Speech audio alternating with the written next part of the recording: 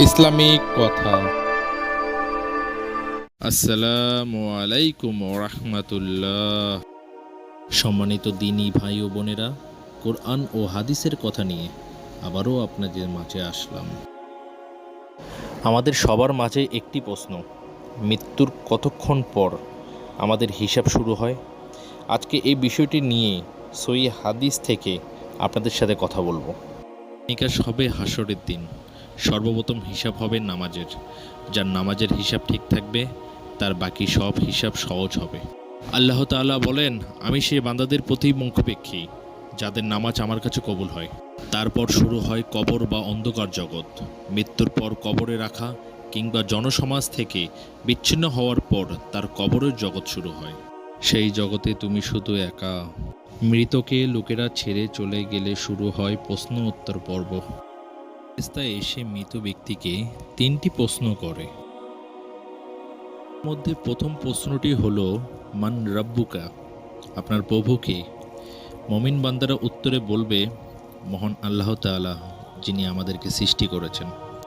আর দ্বিতীয় প্রশ্নটি হলো, মান দীনুকা, আপনার দিন বা জীবন ব্যবস্থা কি? মুমিন ব্যক্তি উত্তরে বলবে, মান দীনুকা, ইসলাম।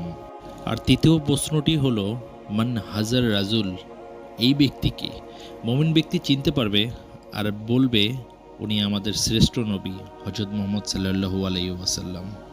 আর জবাব দিতে পারলে কিয়ামত পর্যন্ত সুখের নিদ্রায় ঘুম পাড়িয়ে দেওয়া হয়।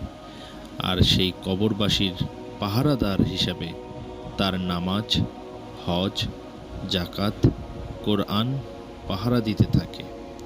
আর যদি সে মুমিন ব্যক্তি না হয় তাহলে তিনটি প্রশ্নের একটি উত্তরও দিতে পারবে না, আর শুধু বলবে, হায় আফসোস, হায় আফসোস।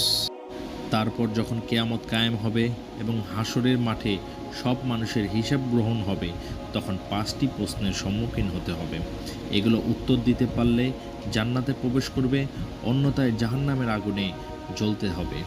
হাদিসে এসেছে, হযরত ইবনে মাসউদ রাদিয়াল্লাহু তাআলা হতে বর্ণিত, রাসূল সাল্লাল্লাহু আলাইহি ওয়াসাল্লাম বলেন, কিয়ামতের দিন 5টি বিষয় সম্পর্কে জিজ্ঞাসিত না হওয়া পর্যন্ত, আর সেই প্রশ্ন 5টি হলো, তার জীবনকাল সম্পর্কে প্রশ্ন করা হবে, সে তা কীভাবে কাটিয়েছে। তার যৌবনকাল সম্পর্কে প্রশ্ন করা হবে, সে তা কীভাবে শেষ করেছে। তার সম্পদ সম্পর্কে প্রশ্ন করা হবে, সে কোথায় থেকে তা উপার্জন করেছে, সে কোন সম্পদ কোথায় ব্যয় করেছে। আর সে জ্ঞান অর্জন করেছে সেই বিষয়ে কী পরিমাণ আমল করেছে। সুতরাং দুনিয়ার জীবনে বেশি বেশি নেক আমল করা, যেন পরকালে যে কোনো প্রশ্নের সম্মুখীন হলে আল্লাহর আযাব থেকে বাঁচা যায়। তাহলে চিরসুখের জান্নাত হবে আশ্রয়। আল্লাহ সবাইকে তৌফিক দান করুন, আমিন।